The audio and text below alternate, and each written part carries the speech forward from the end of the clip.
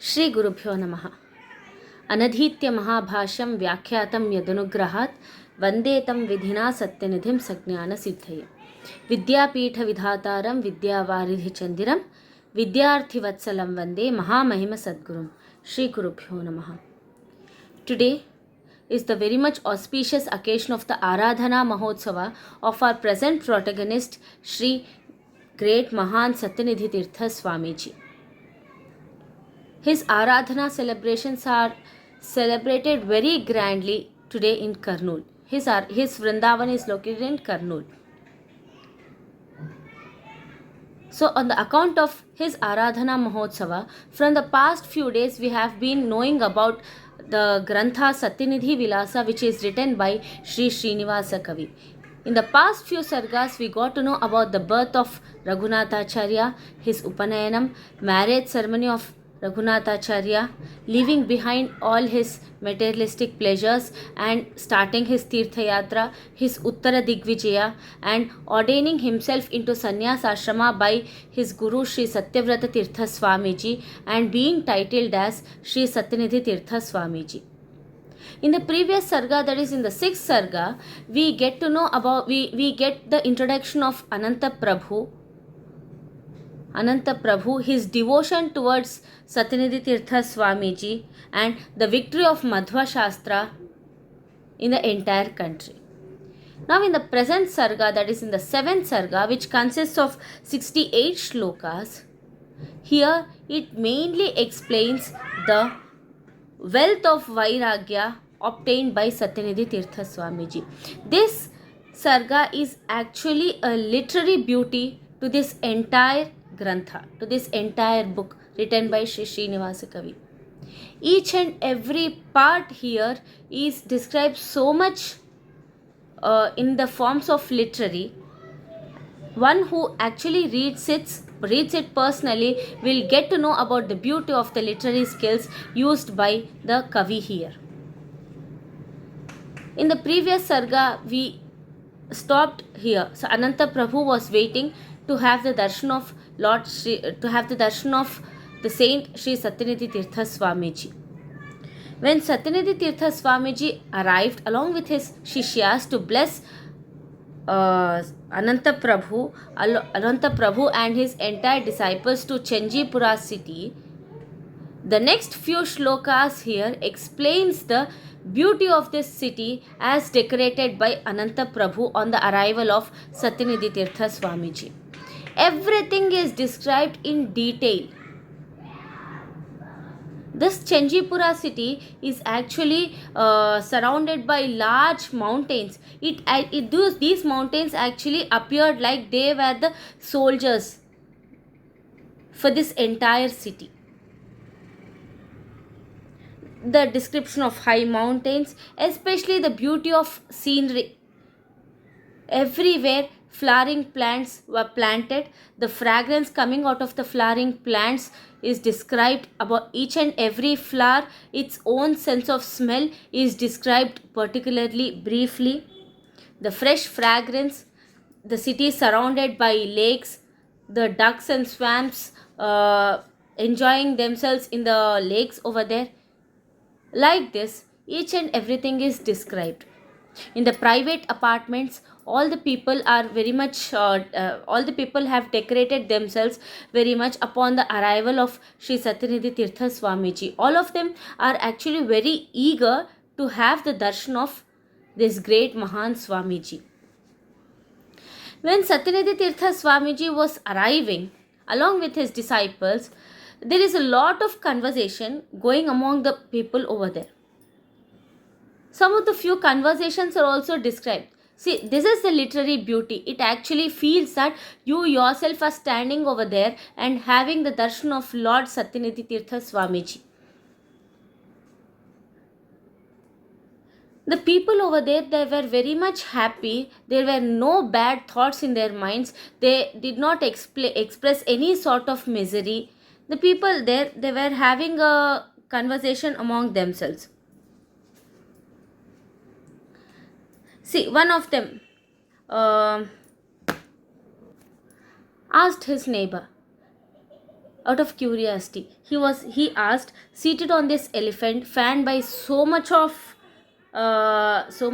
soldiers, which is by our king Ananta Prabhu with Chamara, who is that person?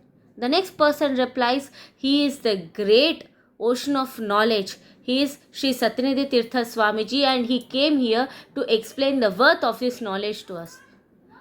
And another person asked his neighbor, he asked, who is that person who is shining with this white umbrella made of valuable pearls?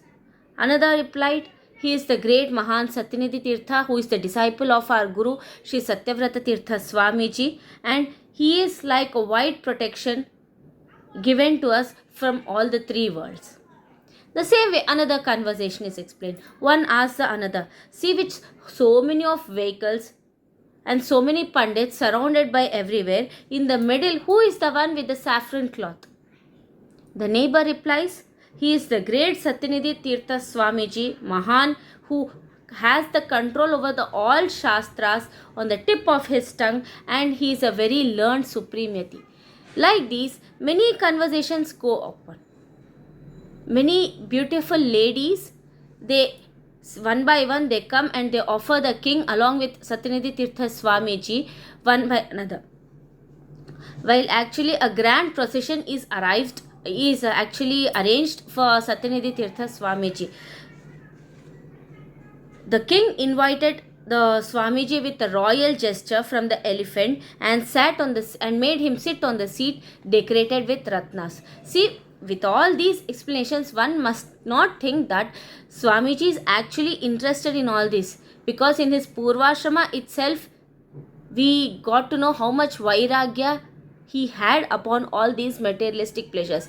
All this is done only to enhance the status, enhance the knowledge of Satyanidhi Tirtha Swamiji. One of them gave monies or pearls to Swamiji. One of them donated blue lotus flowers. One of them submitted namaskarams and submitted the kankana in her hands made up of Padmaraga manis. And one of them had one person with abundant happiness. They express the beauty and bhakti by having darshan of Sri Satyanidhi Tirtha Swamiji. From all these we understand that the people over there, they had no sort of miseries, and they were completely progeny happily. The people lived there with their own progeny happily. This was all because of the rules ruled by the king over there, who is Ananta Prabhu. This Ananta Prabhu had a younger brother. We already got to know he had two younger brothers. One of them is Keshava Prabhu. He is the commander of the army in the front. He led the army entirely, and behind such great army, the majestically seated is our great Mahan Satyanidhi Tirtha Swamiji. When Satyanidhi Tirtha Swamiji, along with his sevakas and shishyas, he was proceeding in the Rajpath, immediately the king Ananta Prabhu showed him a big private apartment, and it is the place which is arranged for the stay of Satyanidhi Tirtha Swamiji. Here, he was graced very much by wonderful instruments with so beautiful sounds exonerated by those, along with Pushpa Vrishti. In that king-hearted palace, there were many stuti singers and great singers of songs, and the song sung by them was with utmost happiness by the arrival of this great Mahan Swamiji. Sri Satyanidhi Tirtha Swamiji caught the hands of the king and ascended the throne which was set up by him. Ananta Prabhu, along with all his disciples, along with all his ministers, he prostrated on the holy feet of the Lord Sri Mahan Swamiji, and he submitted him Pada Puja with pure water and did Abhisheka with the Navaratnas.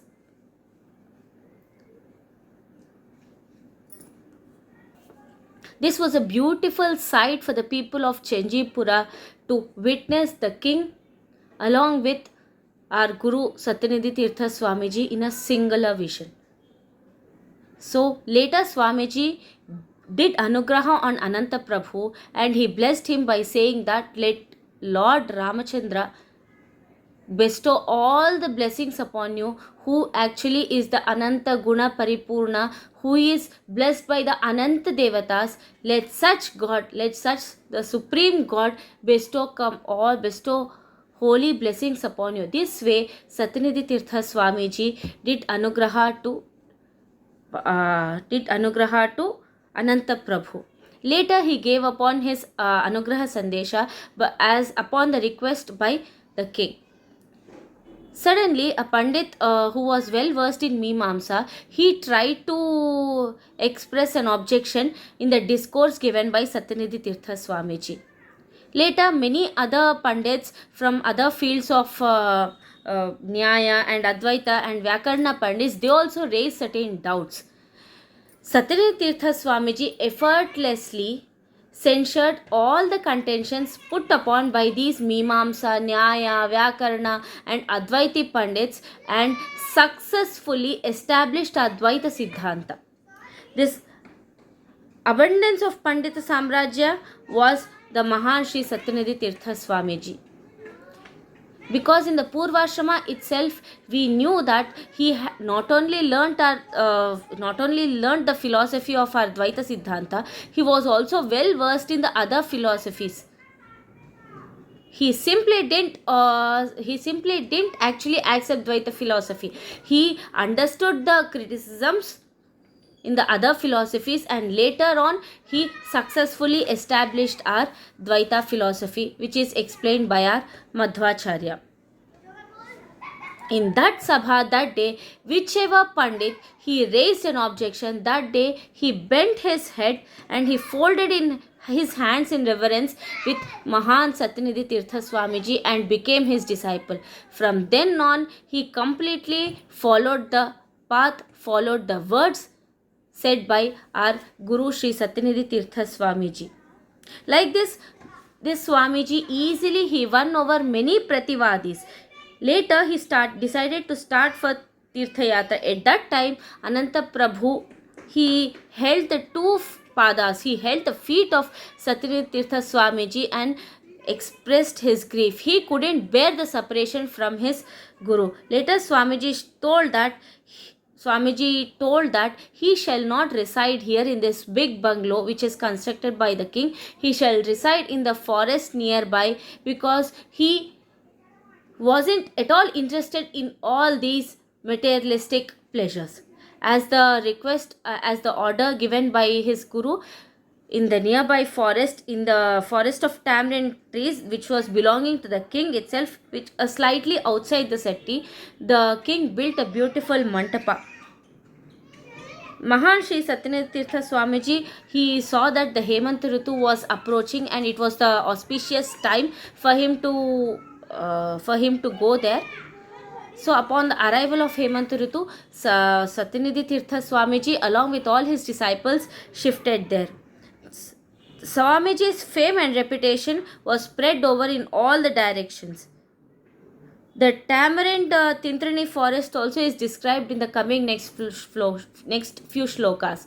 A brief description I shall give you here. Surrounding the forest, there was complete tamarind trees. In the middle, there was a sarovara whose water was full of water and depth. The sarovara is known as Raja Tataka.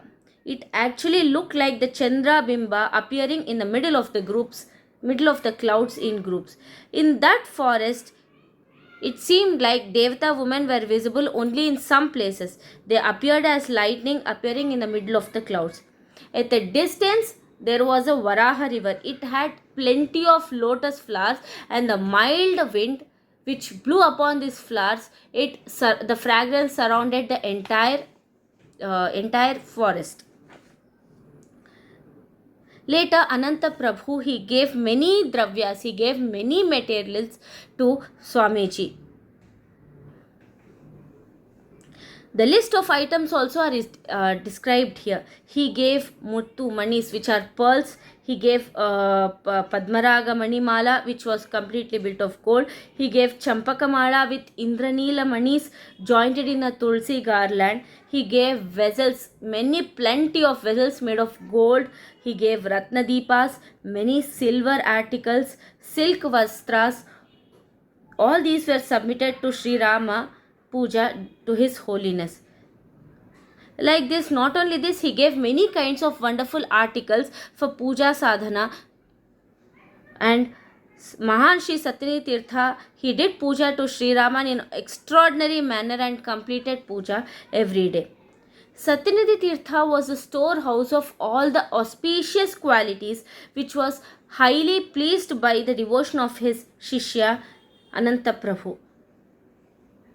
Sri Swamiji did anugraha to him, stating that always protect Vaishnavas, be helpful to them, and have a long life. This way he blessed Ananta Prabhu. By this Sarga, this seventh Sarga of this Sri Satyanidhi Vilasa comes to a conclusion. This Sarga actually is the literary beauty of this entire Grantha. It explains each and every part in brief. The literary skills are understood to those who read them personally. Mainly, here the wealth of Vairagya obtained by Satyanidhi Tirtha Swamiji is explained very detailed. So, in the coming chapter, let us know about the 8th Sarga as penned on by Sri Srinivasa Kavi. Thank you. Shri Krishna Arpanamastu.